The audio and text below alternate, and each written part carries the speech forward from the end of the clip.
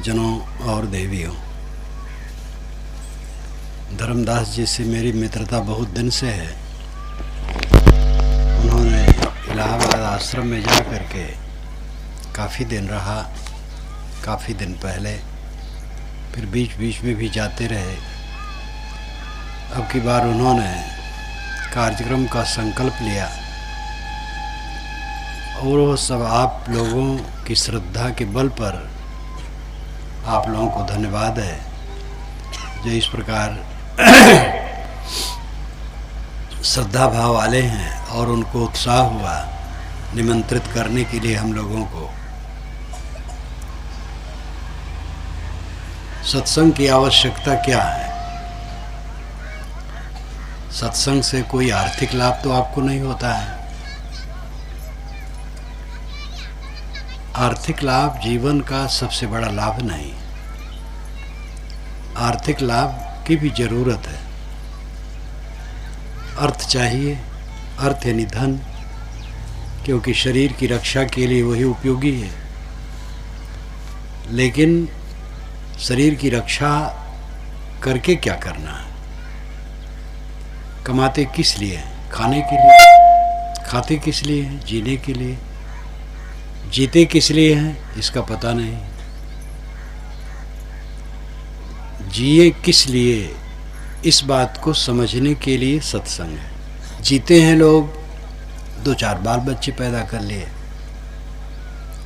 कुछ कमाए खाए खिलाए, लड़े झगड़े, हर शोक में डूबे, जीवन व्यतीत होता चला गया और मर गए। जानवर ये सब काम बहुत अच्छा कर लेते हैं। उनका खाना इतना सरल है कि उनको कमाना नहीं पड़ता है, ऐसे ही आहार खोज लेते हैं। पक्के भवन में लाखों चींटियां मिलती और वो कहाँ से अपना खाना ले लेती हैं, अद्भुत है। मच्छर, ये मच्छर सब मनुष्य के रक्त तो थोड़े चूस पाते हैं। आप लोग भी चतुर हैं, मच्छरदानी लगा लेते हैं और कुछ कर लेते हैं, धुआं करके भगा देते हैं, लेकिन अरबों अरबों मच्छर जी रहे हैं। पक्षी, अन्य जानवर, बनेले जानवर सब खाते हैं। आदमी खाने ही के लिए मर पच जाता है उसी में। और इन सब का खाना पीना बहुत सरल है। उनका प्रजनन भी सरल है, बाल बच्चों को निभाना भी सरल है। जानवरों में पिता का पता नहीं होता, माता का पता होता, लेकिन माता भी बहुत जल्दी छुट्टी ले लेती है। मादा पक्षी अंडे देती है और 4-6 दिन में ही वो फूट जाता है। 4-6 दिन में वो बच्चा उड़ने लगता है और कुल 10-15 दिन में उनकी गृहस्थी का काम बाल बच्चों का पूरा हो जाता है। बच्चा उड़ गया, मादा से कोई मतलब नहीं। आपके बच्चे के बच्चे होंगे तब भी चिंतित है कि कैसे चलेगा घर। आपका जवान लड़का कमाता है, लेकिन आप चिंतित हैं कि कैसे चलेगा। अभी जहाँ मैं पीछे था, एक सज्जन ने कहा, महाराज हम 4 भाई हैं और सब धनी हैं। 85 वर्ष की माँ है, वो हरदम चिंता करती है कि बच्चों को कैसे चलेगा। ये मानस रोग मनुष्य में भयंकर है। काम भोग में जानवर मतवाले नहीं। अधिकतम जानवर गर्भाधान के लिए संयोग करते हैं। गाय बैल एक साथ घूमेंगे, चरेंगे, लेकिन कोई हरकत नहीं। गाय जब गर्भाधान कराना चाहेगी तब बैल उसको गर्भाधान देगा, नहीं तो नहीं। साथ साथ चरते हैं, लेकिन विकार रहित है। भय उनमें, डंडा उठाओ तो जानवर भागेंगे कि मारेंगे हमें, इसके अलावा कोई भय नहीं। कल के खाने के लिए तो चिंता ही नहीं। अब आप जमा किए हैं, कितनों के बैंक बैलेंस भी हैं, नियमित आमदनी है, लेकिन चिंता है कि कल क्या होगा। और इतना ही नहीं चिंता है, भूत प्रेत का भय है आपको। रात में कहीं चले तो भूत पकड़ता है, जानवर को भूत नहीं पकड़ता है। वो शमशान में रहते हैं, शमशान में सोते हैं, कोई भूत प्रेत की चिंता नहीं। कब्रों में चींटियाँ, छिपकलियाँ, सांप सब रहते हैं, प्रेत उनका कुछ नहीं करते हैं। आप 3.5 हाथ का शरीर लिए डरते रहते हैं। चींटियाँ कोई डर नहीं, उसी शमशान में ही नहीं कब्रों में रेंगती रहती है, रात में दिन में। प्रेत उनको कुछ नहीं करते, क्योंकि प्रेत का उनको भ्रम नहीं, आपको भ्रम है, प्रेत है ही नहीं। लेकिन मनुष्य भयभीत है, यहाँ तक भयभीत है, घर छोड़ के चलता है, कहीं जा रहा है, कोई छींक दिया तो घबरा जाता है, कोई टोक दिया कहाँ जाते हो तो घबरा जाता है, काना ब्राह्मण विधवा स्त्री मिल गई तो घबरा जाता है, धोबी मिले तो कहते हैं प्रसन्न होता हो, शुभ है, और तेली मिले तो नुकसान है। और सब रोज तेल खाते हो, तेल लगाते हो, नुकसान नहीं होता है। अगर तेल पैदा करना गलत है तो तेल खाना गलत है। तेल ही गलत है क्योंकि तेल पैदा करता है, तो तेल खाने वाले भी गलत हैं। जैसे कि बकर कसा है, बकरा काटता है तो गलत है, और मांस खाने वाले अच्छे हैं। मांस खाने वाले मांस ना खाए तो बकरा कैसे कोई काटेगा। बकर कसा गलत है तो मांस खाना भी गलत है। अगर तेली गलत है तो तेल खाना गलत है। और तेल रोज सब खाते हैं और सब लगाते हैं और तेली को बदनाम करते हैं, कहते हैं तेली देख करके अशुभ हो जाता है। ये सब मिथ्या भ्रम, अंग फड़कने से शुभाशुभ की कल्पना, दिशाशूल आपको लगता है।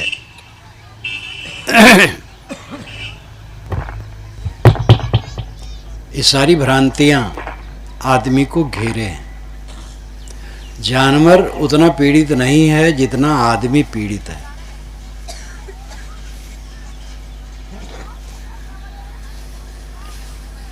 मोह ममता जानवरों में बहुत कम है, आदमी में ज़्यादा।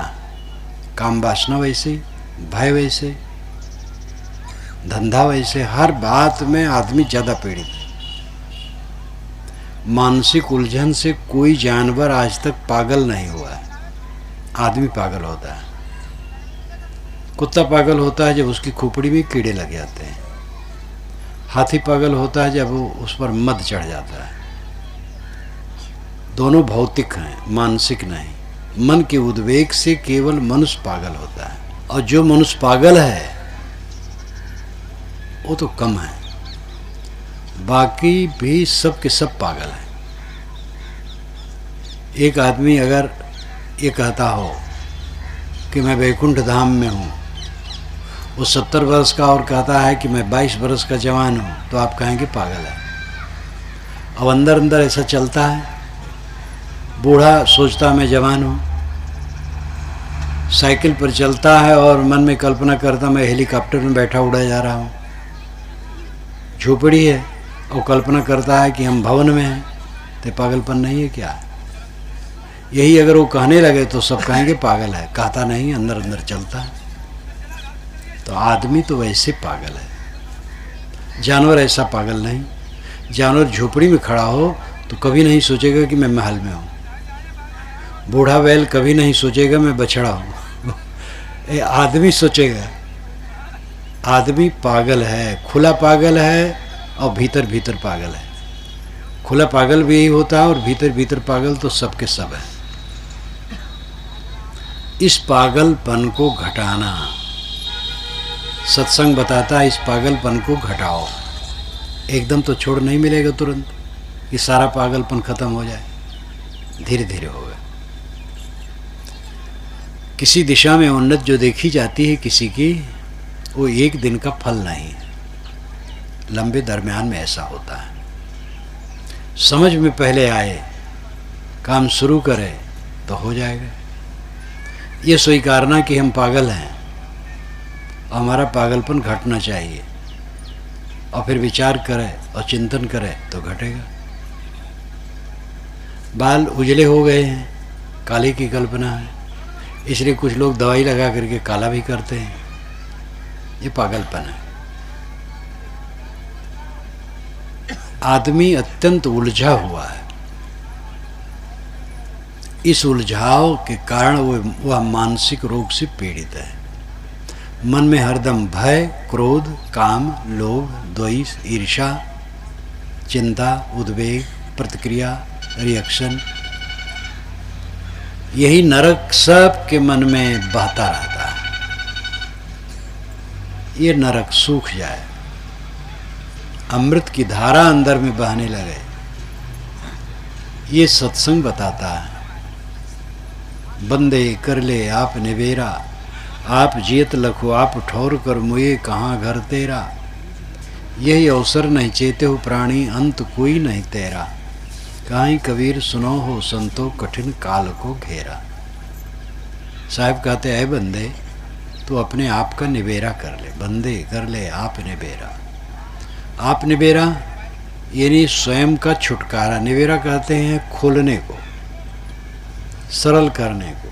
जैसे रस्सी उलझ गई हो तो उसको सरल करके सीधी कर ली जाए, ये निबेरा है। आपस में कोई विवाद हो गया हो तो बैठ करके समझ लिया जाए कि भाई विवाद ठीक नहीं, ये निबेरा करना है। विवाद जितना होता है उसके मूल में केवल अहंकार होता है, केवल अहंकार। वस्तुओं का भी चक्कर होता है, उसमें भी अहंकार ही ज़्यादा होता है। जमीन की लड़ाई प्रायः मेड़ की होती है या थोड़ी होती है। पूरी संपत्ति के लिए लड़ाई बहुत कम होती है। पूरी किसी की संपत्ति कोई लेने के तैयार हो, ऐसा कहीं कहीं होगा। 99% से भी अधिक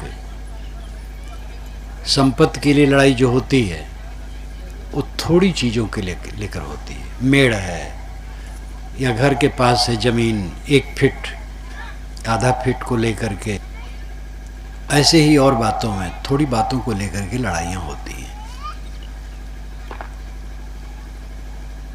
और उसमें मूल अहंकार रहता है, बात का बतंगड़। और ये आदमी ही करता है, जानवर नहीं करता। जानवर सहज जीवन जीता है। हमें आदमी का जीवन मिला है जो कल्याणकारी है, लेकिन आदमियत नहीं है, इसलिए दुखी है। मन का नरक सब भोग रहे हैं। मन का नरक है प्रतिक्रिया, रिएक्शन, दूसरे के दोषों को लेकर के मन उद्वेगित रहना, हानि लाभ को लेकर के मन उद्वेगित रहना, शरीर, स्वास्थ्य, परिजन, पुरजन, अनेक बातों को लेकर के मन उद्वेगित रहना, ये मन का नरक है। अच्छी समझ से ही ये नरक खत्म होगा। विनम्रता, निष्कामता सब में मूल है, सारे सद्गुणों में। आदमी जितना विनम्र होगा और निष्काम होगा उतना सुलझता जाएगा। कौरव पांडवों की लड़ाई में अहंकार और कामना ही रहा है। दुर्योधन को चाहिए था कि शर्त पूरी हो गई है, पांडवों को उनका राज्य दे दे। पूरा राज तो मांगते नहीं थे, अपना राज मांगते थे। कोई सुलझाव नहीं। सुई की अग्र बराबर जमीन नहीं दे सकते बिना युद्ध के, अहंकार के सिवा क्या। पांडव समझ लेते ठीक है भाई राज कर रहे हैं, कर। ऐसी बात नहीं है कि हमें खाने पीने नहीं मिलेगा, संतोष कर लेते। वो भी लड़ गए। कहीं भी लड़ाई होती है अहंकार के कारण होती है। जो आपस में विवाद होता है उसमें भी अहंकार। उन्होंने हमारी बात नहीं मानी, हमारी उपेक्षा की, वे उनको कह रहे हैं, उनको कह रहे हैं, अहंकार लड़ रहा है। ये मान लिया जाए कि मेरा दोष है, बस आग बुझ जाए। अपना दोष मान लेने वाला ऊपर हो जाता है, लेकिन ये समझना बड़ा मुश्किल है। जब हम तराजू में माल रख करके तौलते हैं, जिधर डाणी झुक जाती है उधर का माल वजनदार और कीमती माना जाता है। झुकने वाला कीमती हो जाता है। लेकिन ये बात समझ पाना बहुत मुश्किल, अहंकार के कारण हम नहीं समझ पाते। मन जीवन में सबसे महत्वपूर्ण अंग है।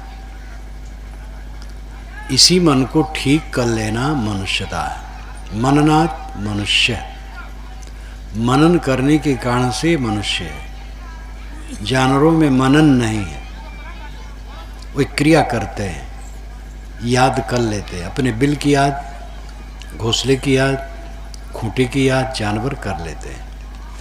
गाय चरने जाती है, शाम को लौटती है तो अपने खूंटे पर आकर के खड़ी हो जाती है।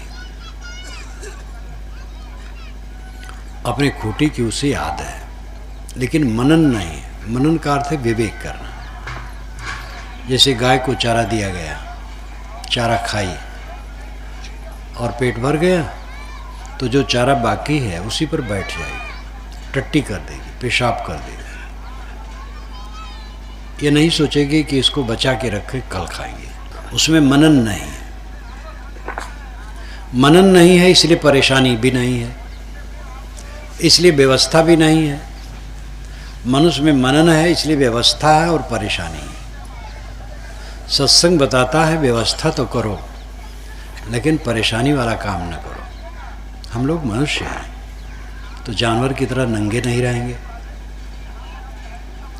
घर मकान भी होगा, कल के लिए प्रबंध करना कोई बुरा नहीं, संग्रह बुरा नहीं है। संग्रह का उचित खर्च होते रहना चाहिए। संग्रह के लिए संग्रह न हो, और ऐसा संग्रह न हो जिसमें कलह पैदा हो। जब से आदमी होश में आता है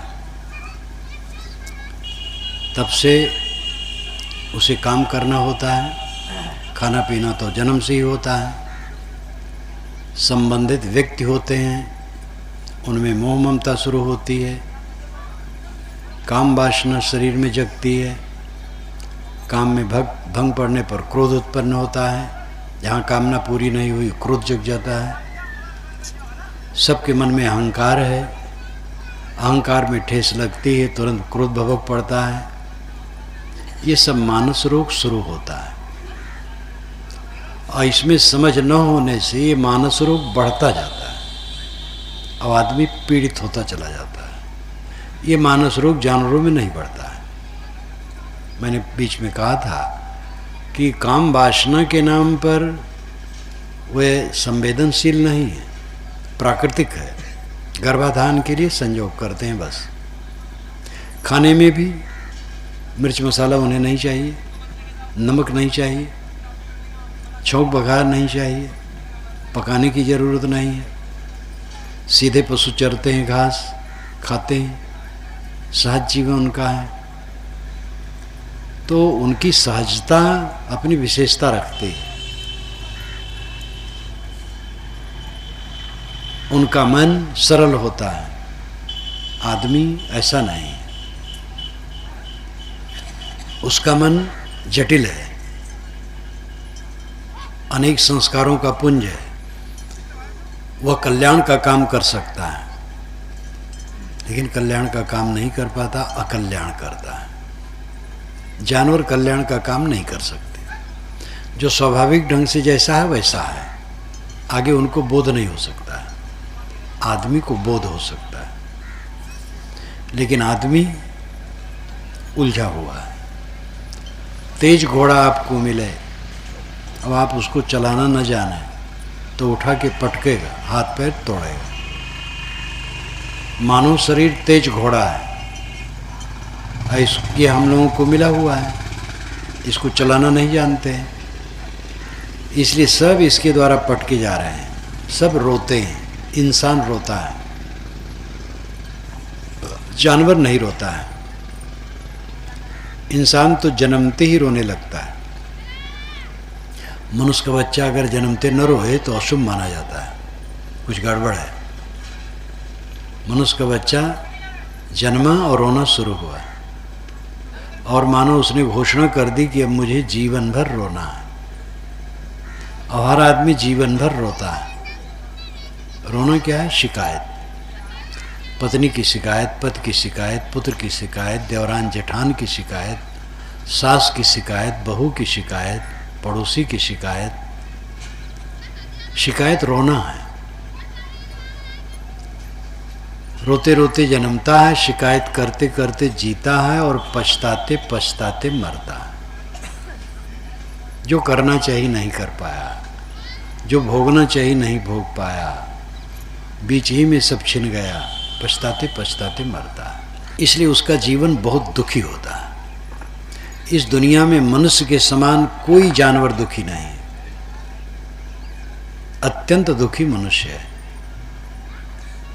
लेकिन यही अत्यंत सुखी हो सकता है।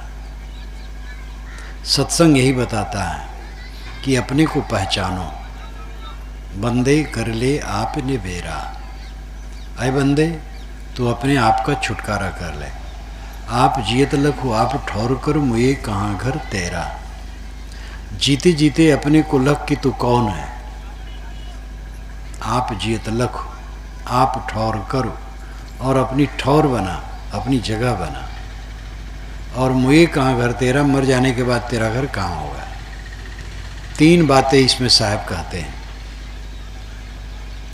जीवित रहते रहते अपने को समझ लो कि आप कौन हैं। आप जियत लखो, जीते जीते अपने को लखो कि आप कौन हैं। और दूसरी बात है, आप ठौर कर, अपनी जगह बनाओ, अपनी स्थित बनाओ, ठहराव बनाओ। और ये भी ध्यान दो कि मर जाने के बाद तुम्हारा घर कहाँ होगा। मुझे कहाँ घर तेरा। पहली बात है कि इस जीवन में अपने को समझो आप कौन है। हर इंसान यही समझता है कि मैं मनुष्य हूँ, ये स्वाभाविक है। लेकिन उसका अर्थ होता है कि मैं शरीर हूँ। ये जो एड़ी से चुटी तक काया है, यही अपना स्वरूप मानता है। ये शरीर मेरा स्वरूप नहीं है। शरीर तो मिट्टी का लौंदा है। मिट्टी में कहीं चेतना है? मिट्टी पानी आग हवा से मिल करके शरीर बना है। ये सब जड़ है। आप जड़ नहीं है। जड़ उसे कहते हैं जो खुद को न जाने और दूसरे को न जाने। चेतन उसे कहते हैं जो खुद को भी जाने और दूसरे को भी जाने। आप खुद को भी जानते हैं और दूसरे को भी जानते हैं, लेकिन ये शामियाना न अपने को जानता है न दूसरे को जानता है। ये जमीन अपने और पराये कुछ नहीं जानती। पानी आग हवा ये सब कुछ नहीं। मकान, जड़ न अपने को जानता है न दूसरे को जानता है। चेतन वह है जो खुद को जाने और दूसरे को जाने। आप जानने वाले हैं, ज्ञान स्वरूप हैं, स्वतंत्र चेतन है। आत्मा अमर है, शरीर नाशवान है। ये आप लोगों ने सुना होगा।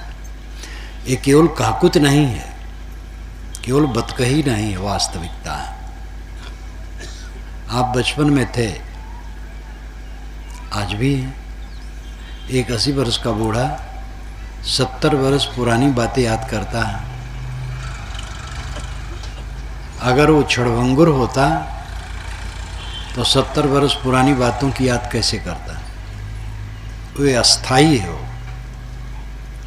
जैसे सड़क पर गाड़ियां आती जाती हैं, लोग आते जाते हैं, और एक व्यक्ति स्थिर होकर के उन्हें देखता है तो सबका लेखा जोखा करता है। अगर वो खुद सड़क में चलता हो तो सबकी लेखा जोखा नहीं कर सकता है। स्थिर होकर बैठेगा, वो लेखा जोखा करेगा। इसी प्रकार अगर आत्मा भी बहता हो, क्षणिक हो, तो क्षणिक पदार्थों को जानेगा कौन? जो क्षणिक पदार्थों घटनाओं को जानता है वो स्थिर आत्मा है, वो आप है। या को माय न या को बापा, या तो स्वतः आप ही आपा। ये जीव के माँ बाप नहीं होते, देह के माँ बाप होते हैं। जीव नित्य है, अजर अमर है, शुद्ध बुद्ध निर्मल है। इसका स्वरूप कैसा है? ये लाल पीला नहीं है। इसकी कोई आकृति आँख से दिखने वाली नहीं है। आप कहेंगे जब आँख से दिखती नहीं है चीज़, वो उसके होने में क्या विश्वास है? आप जानते हैं कि वायु दिखता नहीं है और कितने जोरों से चलने लगता है, पेड़ पौधों को उखाड़ देता है, आदमी को ढकेल देता है, लेकिन दिखता नहीं है। न दिखने से उसकी सत्ता ही ना हो, ऐसी बात नहीं। वो आँख से दिखने वाली आकृति उसमें नहीं है, लेकिन वो सबसे जोरदार है। जानने वाला चेतन सबसे जोरदार है। आप ही वो जानने वाले हैं। दिन भर आप कहते हैं मैं ये करूँगा, मैं वो करूँगा, मैं ये नहीं मानूँगा, मैं ये मान लेता हूँ। मैं पर ही तो सब निर्भर है। ये मैं आत्मा, जीव, चेतन, नित्य सत्ता है, वो आप हैं। आप स्त्री पुरुष नहीं हैं, बालक वृद्ध नहीं हैं, काले गोरे नहीं, हिंदू मुसलमान नहीं, ब्राह्मण शूद्र नहीं है। ये सब देह के भाव है, काल्पनिक है। आप शुद्ध बुद्ध निर्मल चेतन आत्मा, ये ज्ञान होना चाहिए। इस भीड़ में आए देह धर करके, एक नट की तरह नाटक है, और रंगमंच पर अपना नाटक करके उतर जाओ। रंगमंच पर नाटक करने वाला नाटकी आता है, बादशाह बन के आता है, चपरासी बन के आता है, साधु बन के आता है, और सब जानते हैं कि मैं सब नहीं हूँ। इसी प्रकार जो कुछ माँ बाप पत्नी भाई बच्चे का नाटक है, सब काल्पनिक है। ये सब समाप्त हो जाएगा। आत्मा शुद्ध बुद्ध निर्मल है, ये ज्ञान होना चाहिए। इसलिए देह के सुख दुख को अपना सुख दुख नहीं मानना चाहिए। आत्मा सुख दुख से परे है। देह के सुख दुख का अनुभव आत्मा करता है, लेकिन उसमें लिपायमान होने से वो व्यथित होता है। लिपायमान नहीं होता है तो व्यथित नहीं होता है। हानि हो गई, लाभ होता है तो हानि होती है। हानि किस में होती है? लाभ में तो हानि होती है। आदमी जब जन्म लेता है तो क्या लेकर के आता है? नंगा रहता है। सब यहीं कमाता है। पैतृक संपत्ति मिलती है, वो स्वयं कमाता है, और उसी में कुछ हानि हो जाती है। तो हानि किस में हुई है? जो लाभ हुआ उसी में हानि हुई है। उसकी चिंता क्या? हानि होगी तो भी आप खाने को पाएंगे, लाभ होगा तो भी ज़्यादा नहीं खाएंगे। जिसके पास बहुत धन है तो क्या 2-2 कुंतल का भात खाते हो? ज़्यादा होने से कोई ज़्यादा थोड़े खाता है। कपड़े थोड़े पहनने होते हैं।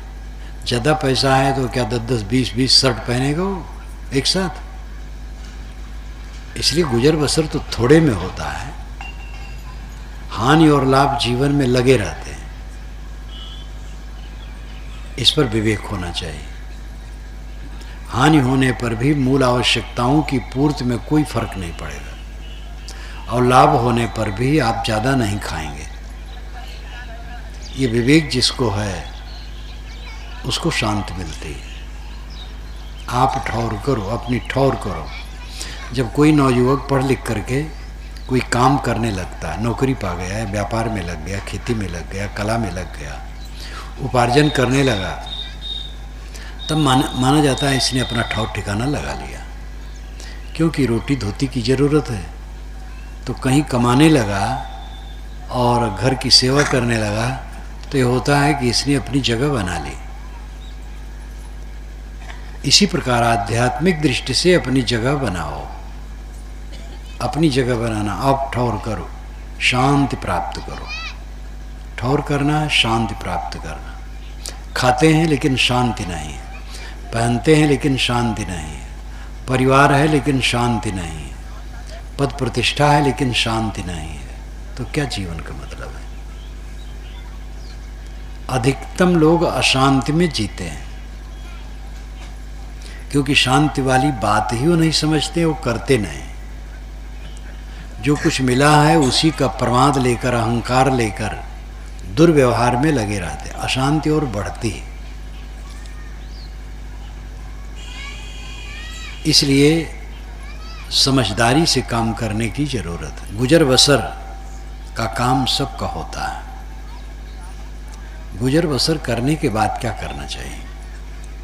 मैंने बीच में कहा था, कमाते इसलिए हैं जिससे खाने मिले, और खाते इसलिए हैं जिससे जिए।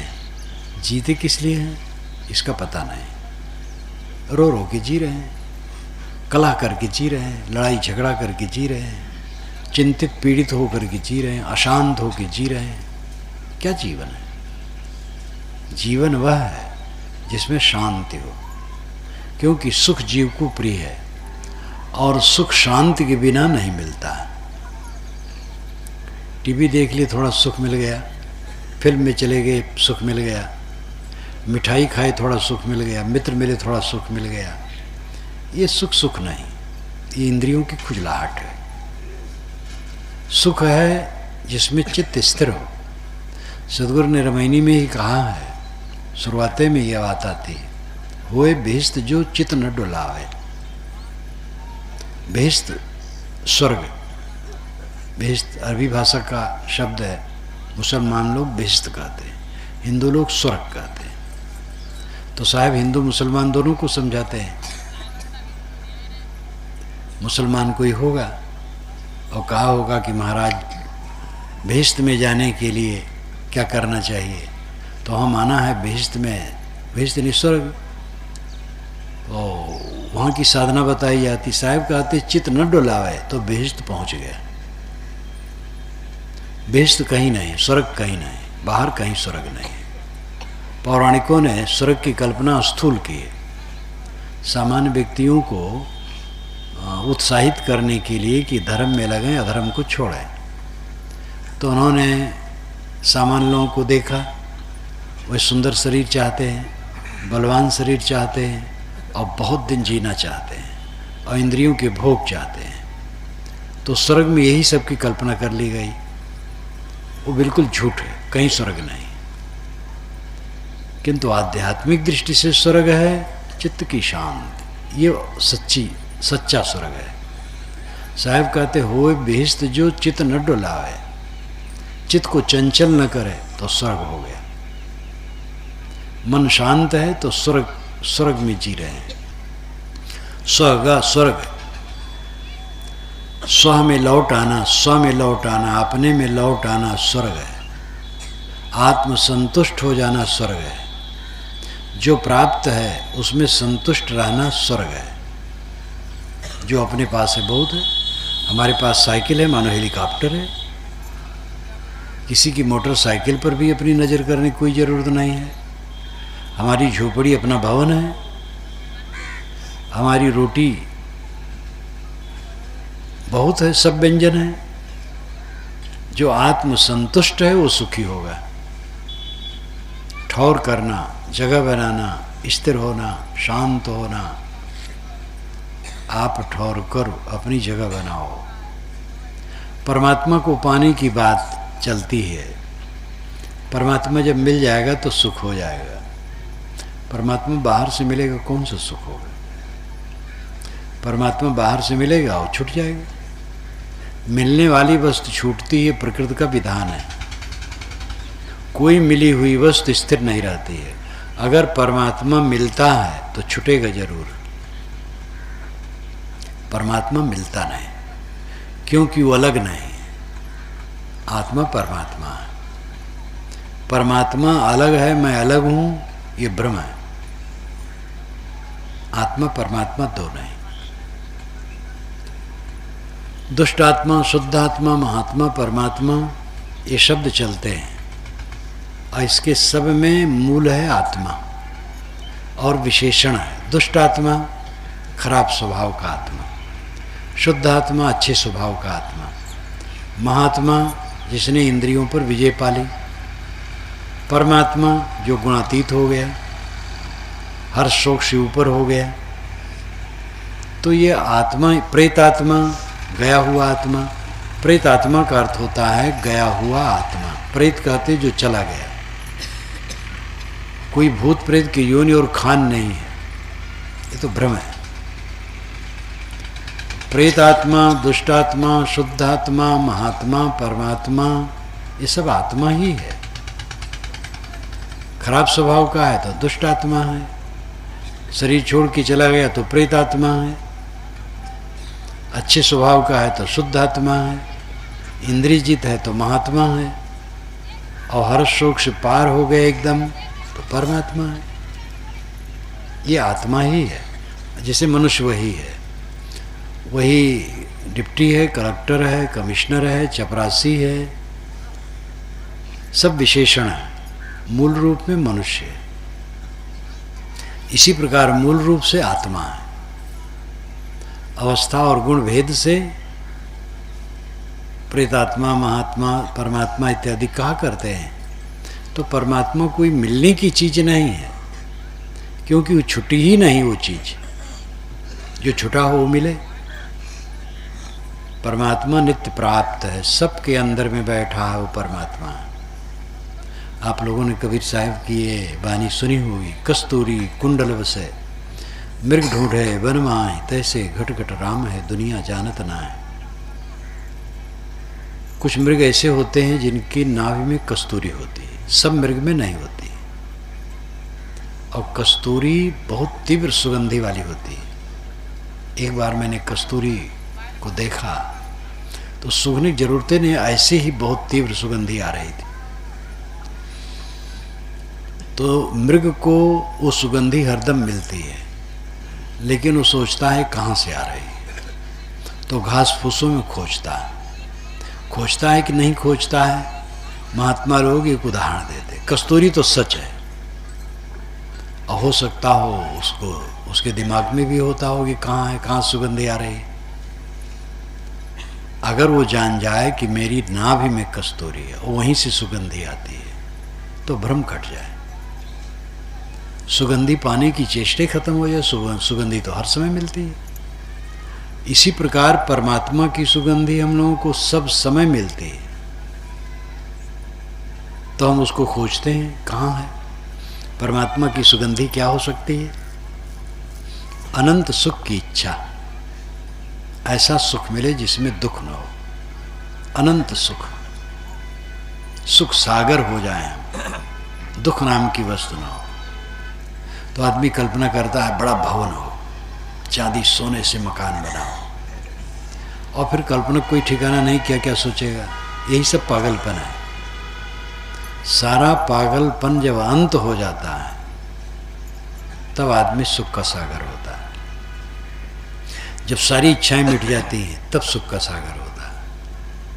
जितना आकार हम चित्त में लेते हैं, सारा आकार शांत हो गया, जिसको हम समाधि कहते हैं, निर्विकल्प समाधि, पारक समाधि, सहज समाधि, सारा संकल्प शांत हो गया, चित्त की सारी आकृत मिट गई, एकदम निस्तब्ध, निशब्द, शांत, तब सुख का सागर हो गया। आदमी कल्पना करता है आकार की, ऐसा मकान हो, ऐसी सवारी हो, ऐसे बाल बच्चे हो, ऐसी प्रतिष्ठा हो, इस प्रकार मेरा सम्मान चारों तरफ से, फूल मालाएं चढ़ाएं, लोग जय जयकार करें, तो हम सुखी होंगे। ये सब पागलपन है। जिनका जय जयकार होता कब तक होता है? जय जयकार हुआ और ख़त्म हो गया। पद पर लोग जाते हैं, जय जयकार होता है, पद से हट जाते हैं, कोई पूछता नहीं। एक मंत्री हमसे कहते थे, लेकिन बहुत पहले कहते थे, आज से 50 वर्ष पूर्व। उस समय मंत्री कोई होता था तो पीछे भी अगर मंत्री न रहे तो कार और सबके पास नहीं रहती थी। एक तो ईमानदार ज़्यादा होते थे वो लोग, 2 नंबर का पैसा कमाते नहीं थे। जमाना कुछ ऐसा था कि इतनी बहुलता भी नहीं थी। तो उन्होंने कहा, महाराज हम लोग जब मंत्री होते हैं तो हमारा नौकर भी कार पर बैठ कर के सब्जी खरीदने जाता है, और जब मंत्री पद से उतरते हैं तो स्वयं हम पैदल चल कर के सब्जी खरीदने जाते हैं। आजकल वैभव बढ़ गया है और 2 नंबर का धंधा भी खूब बढ़ गया है, और नाजायज धन कमाने वाले भी बहुत हो गए हैं। लेकिन फिर भी मंत्री पद से हटने पर वो ऐश्वर्य कहाँ रहता है? मंत्री पद पर पहुँचते हैं तो अरबों रुपए का वारा न्यारा उनकी कलमों से होता है। हस्ताक्षर कर दिए, स्वीकृत हो गई, अरबों रुपए का काम फिर हो रहा है, उनको कमीशन मिल रहा है। पद से हटे वो सब खत्म हो गया। जितनी आकृति है माया की है, ये सब चलायमान है। जैसे चक्का होता है, चक्का घूमता है, गाड़ी का चक्का घूमता है, नीचे वाला ऊपर, ऊपर वाला नीचे जाता रहता है। माया ऐसे ही है, ये घूमती रहती है। इसमें स्थिर सुख की कल्पना करना भ्रम है। स्थिर सुख मन की शांति में है, इस चीज को समझो। और मन की शांति तब होगी जब झगड़ा लड़ाई बंद करो। पति पत्नी लड़ते हैं, कितने पति पत्नी रोज लड़ते हैं, और बूढ़े हो गए हैं तब भी लड़ते हैं। पति पत्नी एक दूसरे को न समझें, विवाह हुआ, पत्नी घर में आई, 2-4 महीने, साल 2 साल न समझे, बुढ़ा गए, 50 वर्ष हो गए विवाह हुए, अभी भी लड़ रहे हैं। तो यह सावधानी, एक दूसरे को समझो और ऐसे समझौते से चलो जिससे लड़ाई न हो। पिता पुत्र लड़ रहे हैं, भाई भाई लड़ रहे हैं, पड़ोसी पड़ोसी लड़ रहे हैं, लड़ना बंद करो। लड़ने से अपनी शक्ति नष्ट होती है और मन खराब होता है और सारा सुख नष्ट हो जाता है। कलह नरक है। कलह करना बंद करो, लोभ करना बंद करो। जो मिलता है बहुत है। काम वासना पर संयम करो। काम वासना विकार है, मलिनता है। अगर प्राकृतिक ढंग से देखा जाए तो केवल गर्भाधान के लिए ही नर नारी का संयोग होना चाहिए, और की जरूरत नहीं। लेकिन इसमें कौन रोकता है? तो भी इसको जितना घटाओगे उतना सुखी रहोगे। काम वासना में आदमी जितना लंपट रहेगा उतना दुखी रहेगा। तृष्णा कभी शांत ना होगी। इसलिए काम वासना पर भी संयम करो। लोभ ऐसा मत करो दूसरे के हक को मारने के लिए चेष्टा हो जाए। शत्रु कहाँ है? काम, क्रोध, लोभ, मोह, यही तो शत्रु हैं। मोह जिससे हम करते हैं वो स्थिर नहीं है। जिस सुंदर रूप को देख करके हम मोह जाते हैं वो सुंदरता कब तक रहेगी? सारी सुंदरता क्षणिक है, थोड़े दिन की। जब आदमी युवक होता है उसके शरीर में सुंदरता ज़्यादा खिल जाती है और 4-6 दिन में ही झड़ जाती है। 10 वर्ष में तो बिल्कुल, 18 से 28 के बीच में सब, 28 से ऊपर हुए 30 हुए तब खींच हुए। सुंदरता कितने दिन की है? और सुंदरता भी भ्रम है। किसी भी सुंदरता के नीचे क्या है? चाम है, टट्टी पेशाब है, रक्त है, नस है, हड्डी है, तो भ्रम है। ये सब विचार करो, ये भ्रम को छोड़ो। भ्रम में पड़ करके आदमी काम, क्रोध, लोभ, मोह सारा कुकर्म करता है। थोड़ी बातों में न सह करके हिंसा करते हैं लोग, हत्या करते हैं और हत्या करके अपना जीवन बर्बाद कर देते हैं। या कोई भी दुष्कर्म करके, दुष्कर्म क्या है? अपने मन इंद्रियों को सताना और दूसरों को सताना, यही दुष्कर्म है। जो मन इंद्रियों का सुख लूटते हैं हम, वो सताना है। खाने बैठे तो जीभ चटोरी के चक्कर में ज़्यादा खा गए, हमने अपनी इंद्रियों को सताया। कांग भोग में और चीज़ों में अपनी इंद्रियों को सताते हैं अविवेक में पड़ करके, और फिर दूसरों को सताते हैं। जितना हमारा मनोविकार बढ़ेगा हम दूसरों को सताएंगे, और ये सब का परिणाम ऐसा होता है कहीं जाता नहीं। राजा भले न जान पाए लेकिन कर्म विधान के जाल से कोई बच नहीं सकता।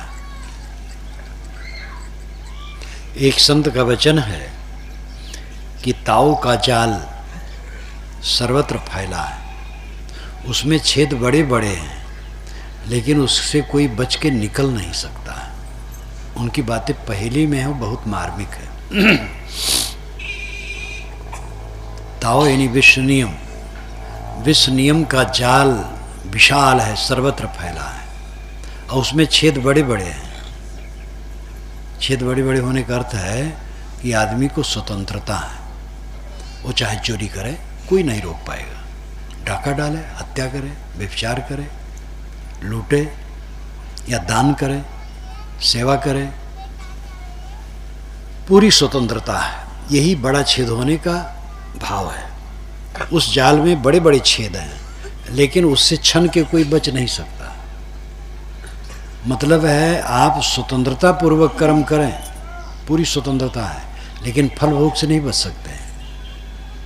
चोरी करें, कोई न जाने, मन तो जानता है, अंदर अंदर कूट कुटुम्बस होती रहेगी। सुभान तेरी बतिया जान गई राम एक कहानी है, शायद आप लोग सुने हो। एक सुभान नाम के मियाँ थे, गांव में रहते थे और धनी थे और बहुत सरल थे, सज्जन थे। गांव वाले प्राय खेत में जाते हैं टट्टी करने। अब तो सड़क पर बहुत रिवाज हो गया है, लाइन से सड़क पर बैठ जाएंगे, बाल बच्चे सहित वहीं टट्टी करके आ जाएंगे। पूरा नरक कर रहे हैं गांव गांव। सब लोग सावधान हों, सड़क पर रास्ते के किनारे कोई टट्टी न करे। वैसे टट्टी घर आप लोगों को बनाना चाहिए, और जाना है तो खेत में जाएं। तो सुभान मियाँ खेत में टट्टी करने गए। बेर पेड़ था, पके पके बेर गिरे थे, तो टट्टी करते गए और बेर खाते गए। रात में गांव में वेश्या का नाच हो रहा था, नाच देखने गए। वेश्या गाना शुरू की, सुभान तेरी बतिया जान गई राम, सुभान तेरी बतिया जान गई राम। तो सुभान अरबी भाषा का शब्द है, इसका अर्थ होता है ईश्वर। एक भजन है, हे प्रभु आपकी बात में समझ गई, सुभान तेरी बतिया जान गई राम। सुभान मियाँ बेचारे समझे कि ये मेरी हरकत जान गई है, और आज तो मैंने एक ही गलती की है कि टट्टी करते करते बेर खाए, और कोई गलती नहीं की है। तो कहीं से इसने देख लिया है और सभा में कह देगी तो बड़ी हंसी होगी। तो उन्होंने एक शाल ओढ़ रखा था, उतार करके वेश्या को दे दिया। वेश्या बहुत खुश हुई। गीत गाते ही इतना इनाम उसे कभी नहीं मिला था। तो अगली कड़ी गाई, सुभान तेरी बतिया कह दूंगी राम। पहले कही थी जान गई राम, अब कहती कह दूंगी राम। तो सुभान को बड़ा गुस्सा आया, 500 रुपये शाल दे दिए इसको, अब आगे कहती कह दूंगी राम। लेकिन उन्होंने अपने मन को महसूस करके बहुत बेशकीमती अंगूठी पहन रखी थी, उसको निकाल के दे दिया। वेश्या बहुत खुश हो गई, उछल पड़ी। अब अंतिम कड़ी गाई, सुभान तेरी बतिया कह रही हूँ राम। तब सुभान मियाँ को नहीं रह गया, गुस्सा में आ गए, जल्ला के खड़े हो गए कि वेश्या की जात न अपनी इज्जत का डर न दूसरे की इज्जत का डर। क्या कह दोगे? सुभान मियाँ टट्टी करते करते बेर खाते थे, ही तो कहोगे और कुछ कहोगे? तो वेश्या ठगमारी खड़ी रह गई, कहे हुजूर मैं नहीं जानती यहाँ कोई सुभान मियाँ, हम तो भगवान का गुणानबाद गाते हैं। तो वेश्या सुभान मियाँ की हरकत नहीं जानते थे, लेकिन सुभान मियाँ की अंतरात्मा तो जानते थे। हम चोरी करें, कोई मनुष्य न देखे न जाने, ये संभव है, लेकिन ईश्वर न जाने और न देखे ये संभव नहीं है। ईश्वर जानेगा और देखेगा। आप कहेंगे कहाँ ईश्वर है?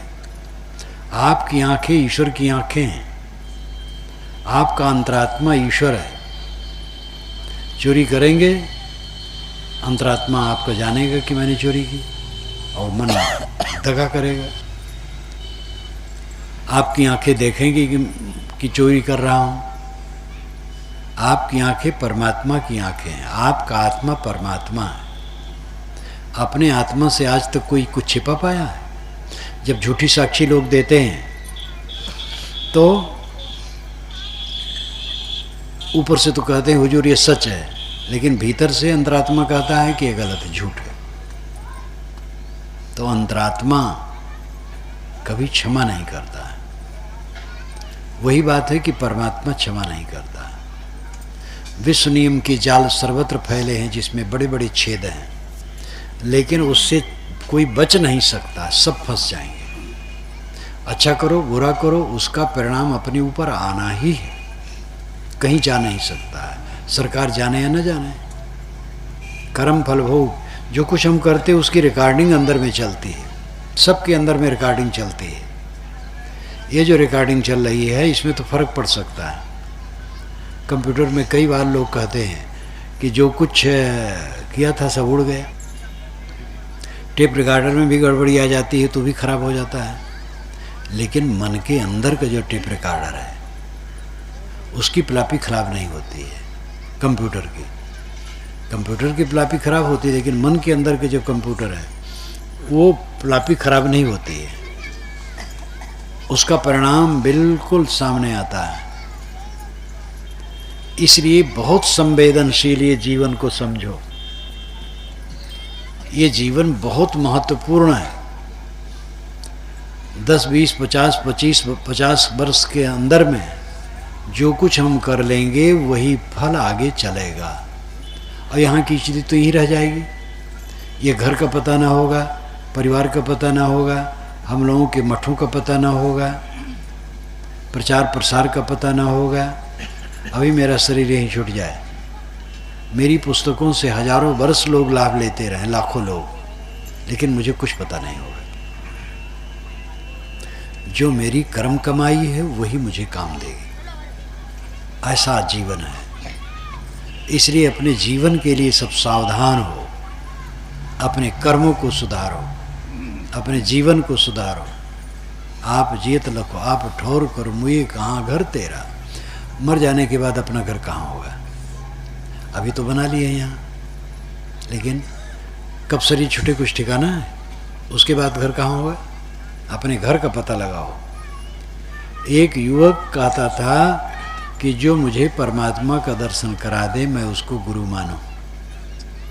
तो लोग कहें भाई परमात्मा को तो मैं ही नहीं देखा, आपको कैसे करा दूं? और खोजता रहे, एक महात्मा मिल गए, कहे हाँ हम तुम्हें परमात्मा के दर्शन करा देंगे। कहे कराओ। कैसे थोड़े होता है, अपना नाम बताओ, पता बताओ, आपके नाम पता पर चिट्ठी देंगे, परमात्मा की जब चिट्ठी लौटेगी तब ले चलेंगे।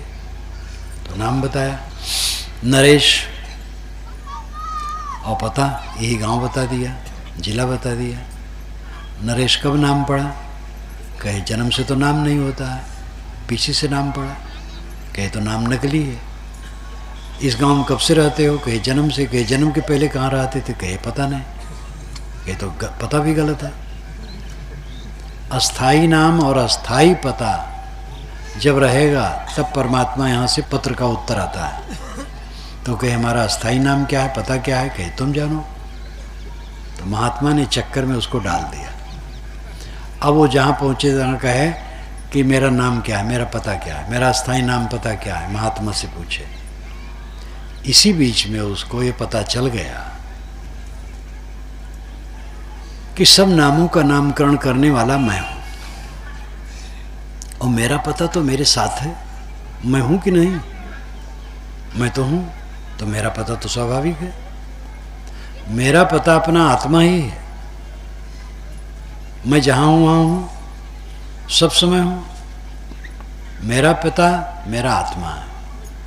सारे नामों का नामकरण करने वाला मैं हूँ, सब नाम रूप झूठे हैं। ज्ञान हो गया, फिर परमात्मा खोजने का भ्रम कट गया। और महात्मा ने इसीलिए उसको उलट करके समझाया था कि तू परमात्मा खोज रहा है, अपने को नहीं खोज रहा है। अपने खोज, अपने को पता लगा। तो आत्मा को पहचानो, अपने को पहचानो। मुझे कहाँ घर तेरा। मर जाने के बाद घर कहाँ होगा? कर्म फल भोगने के लिए घर मिलते रहते हैं और छूटते रहते हैं, कहीं अस्थाई घर नहीं। कुछ दिन यहाँ रहे, शरीर छूट गया, फिर कहीं फिर कहीं, नाना योनियों में जीव भटकता है। अस्थाई घर तो आत्मा है। जो अपने आत्मा में विश्राम पा गया, अपने अस्थाई भवन में आ गया। ऐसा काम करो कि स्थिर रूप में आत्मा में विश्राम मिल जाए। ये थोड़ा समझना पड़ेगा। और आचरण सुधारना पड़ेगा। पहले तो मोटे आचरणों को ठीक करने की जरूरत है। मांस, अंडा, मछली से सदैव बचना चाहिए सबको। ये हिंसा की चीज़ें घृणित है। नशा की चीज़ों से बचना चाहिए। तंबाकू, बीड़ी, सिगरेट, शराब, कबाब। आहार विहार पवित्र रखो। आहार में भी बहुत मिर्च मसाले हितकर नहीं, ज़्यादा नमक हितकर नहीं। सामान्य नमक खाना चाहिए। मिर्च मसाले कम खाना चाहिए। मिर्च मसाले न खाए तो और अच्छा है। सादा भोजन, सादा रहन सहन, सादा बर्ताव, सरल जीवन, तब सात्विकता चित्त में आएगी और कल्याण की बात तब समझ में आएगी।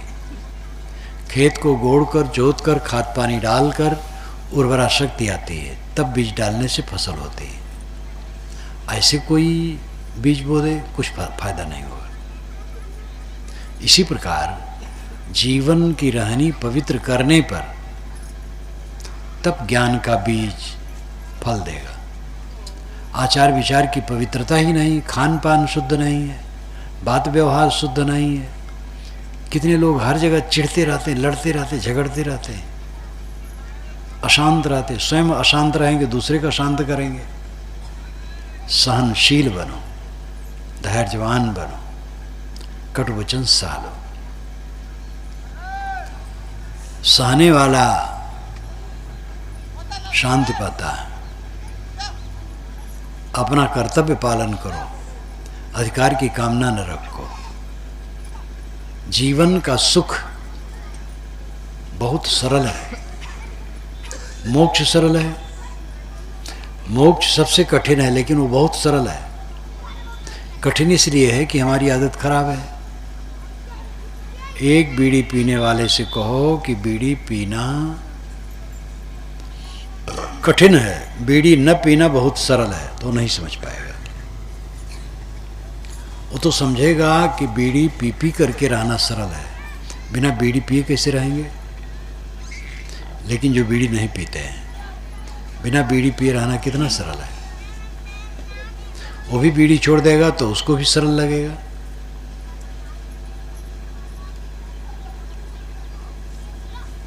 त्याग में मोक्ष है, ग्रहण में भोग है, और ग्रहण में सब परतंत्र है और त्याग में सब स्वतंत्र है।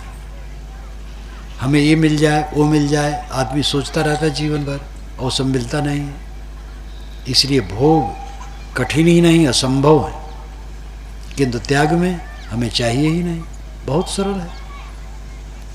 छोड़ने में क्या कठिनता, पकड़ने में सरल कठिनता है।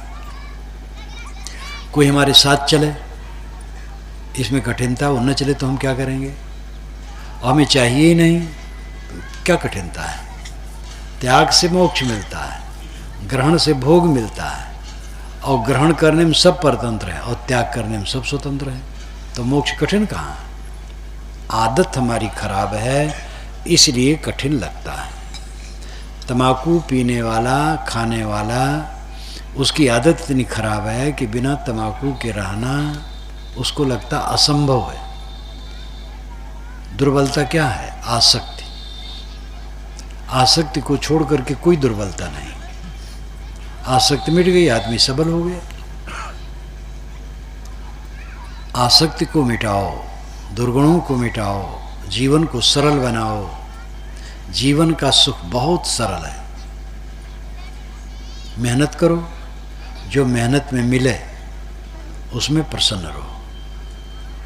दूसरे की तुलना में न पड़ो। दूसरे के मकान, दूसरे की गाड़ी, दूसरे के बाल बच्चे, दूसरे की धन दौलत, दूसरे की पद प्रतिष्ठा देख करके तुलना करोगे तो कभी सुखी नहीं रहोगे। अपना जो है बहुत है। भूख लगने पर थोड़ा भोजन चाहिए, तन ढकने के लिए थोड़ा कपड़ा, सोने की जगह, बस हो गया। जीवन बहुत सरल है और जीवन का सुख बहुत सरल है।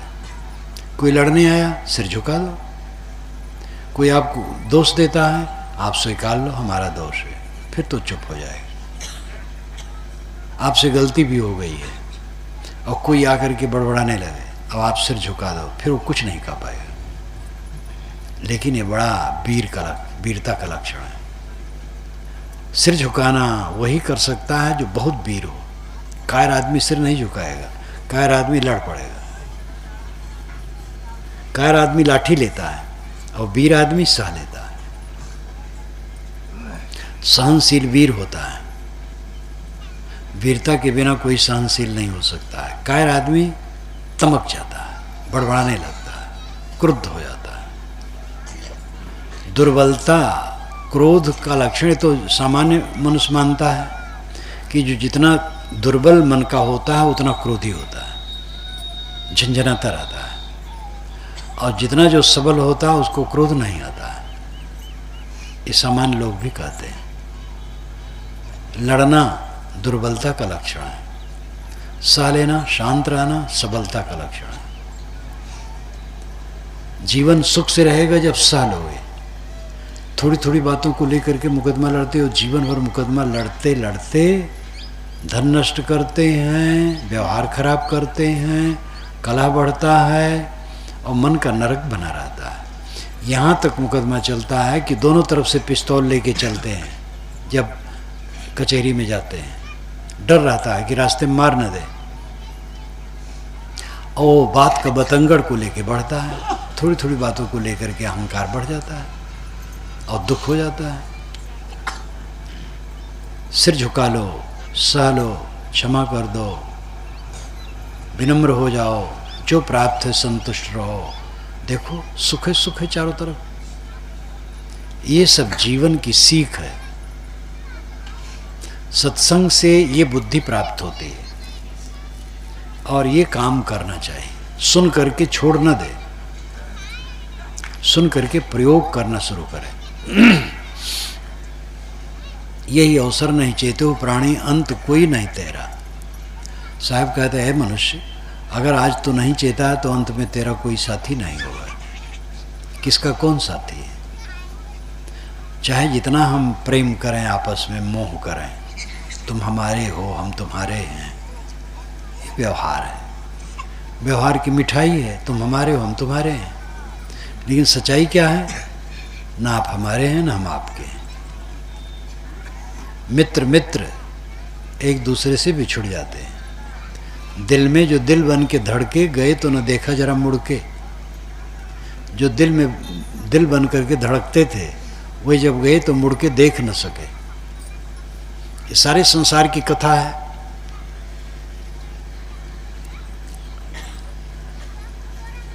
इसलिए जगने की जरूरत है।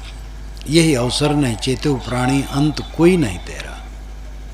है प्राणी, अगर आज नहीं चेता है तो अंत में कोई तुम्हारा साथी नहीं होगा। कहीं कभी सुनो हो संतो कठिन काल को घेरा। साहब कहते हैं संतो सुनो, काल का घेरा बड़ा जबरदस्त है। घेरा कहते हैं हमला को भी, और घेरा कहते हैं घेराबंदी को। दोनों में अर्थ सही है। काल की पकड़ में समस्त निर्मित वस्तुएं हैं।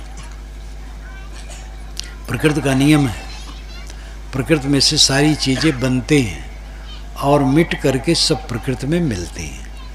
हम लोगों के शरीर, मकान, पेड़ पौधे, घास फूस, फसल, जो भी निर्मित चीजें हैं, बनी हुई चीजें हैं, सब प्रकृति में से आई हैं और सब गल करके उसी में लीन हो जाती हैं। यही प्रवाह अनादिकाल से चल रहा है। समुद्र में आप देखिए, लहरें उठती हैं और उसी में गिरती हैं। ऐसे प्रकृति में से ये निर्मित वस्तुओं की लहरें उठती हैं और उसी में गिरती हैं। ऐसी अवस्था में हमारी कौन सी वस्तु है?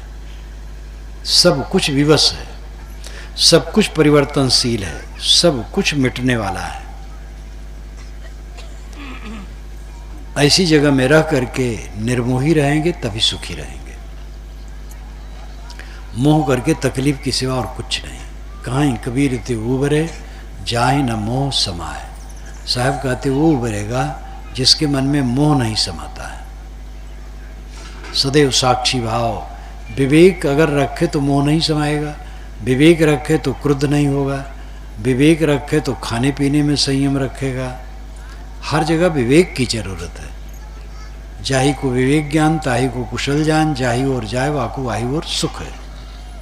विवेक ज्ञान नहीं रखेगा हर जगह दुख रहेगा। तम्बाकू आदमी खाता है, विवेक करे तो तम्बाकू खा पाएगा? आप तम्बाकू हाथ में लीजिए और फिर अपने से पूछिए कि तम्बाकू में क्या फ़ायदा है, तो उत्तर मिलेगा फ़ायदा नहीं नुकसान है। तो नुकसान का काम कैसे करेंगे? किसी को कह दो कि तुम बेवकूफ़ हो तो आपको मार सकता है। लेकिन कोई आदमी हो किसी से कहे कि भैया एक पत्थर लाओ मेरा सर फोड़ दो, मैं तुम्हें 50 रुपये दूंगा, तो बेवकूफ़ है कि नहीं? पैसे दे करके अपना सिर फोड़वाना चाहता है। तम्बाकू खाकर, शराब पीकर, बीड़ी पीकर, सिगरेट पीकर, क्या यही नहीं लोग करते हैं? पैसा देते हो अपना सर फोड़वाते हैं और फिर भी तुर्रा यह है कि हम बुद्धिमान हैं।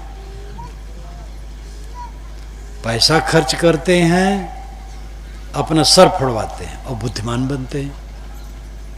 एक बार की घटना, यही टाइम रहा होगा, थोड़ा और बीता होगा। सरजू नदी आप सुने ही होंगे। सरजू नदी जहाँ पतली सी है, बहराइच जिले में। मैं नदी पर हाथ धो रहा था तो छोटी सी नौका में 2 नौजवान आए और कूदे। वहीं पास में जगह थी, वहीं कूदना था उनको। और इतने में एक ने कहा, यार सिगरेट निकालो पिए तब चलें। तो मैंने कहा आप बुद्धिमान हैं कि उसके विपरीत? ये नहीं कहा निर्बुद्धि, इतने कहा आप बुद्धिमान हैं कि उसके विपरीत। और घूर करके मुझे देखने लगे।